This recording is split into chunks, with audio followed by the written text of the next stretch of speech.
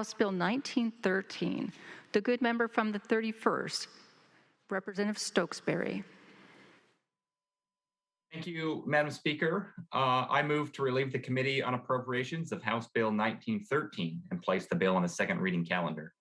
It's been moved and seconded that House Committee on Appropriations be relieved of House Bill 1913 and that the bill be placed on the second reading calendar. Remarks. Representative Stokesbary. Thank you, Madam Speaker. This bill before us would, similar to the one we just discussed briefly, would repeal the current Washington Cares program, but would replace it with another system entirely. I believe that this body is well equipped to engage in that debate right now. I think that you will hear from a lot of members in my caucus about some of our deep convictions about the problems that face Washington Cares, and this bill would address that. I recognize that appealing to this body to relieve a bill of committee and bring it straight to the floor is unusual. But Madam Speaker, I don't take this motion lightly, and I am only asking for a vote of this body to relieve the committee because I consider it to be the only mechanism left available. I sought to have this bill heard in the Appropriations Committee last week in conjunction with other bills dealing with the same topic.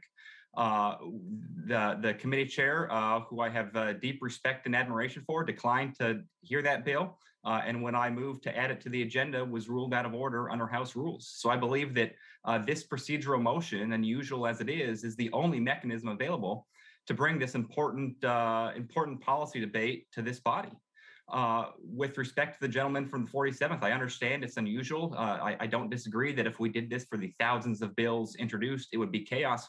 But we're not making this motion for thousands of bills. This is one of the most important policies this chamber will discuss this session. It is by far the issue I have heard the most on from my constituents, and I don't think it would impair our ability to get work done, to occasionally grant exceptions to our rules, to more broadly consider important policies like this one.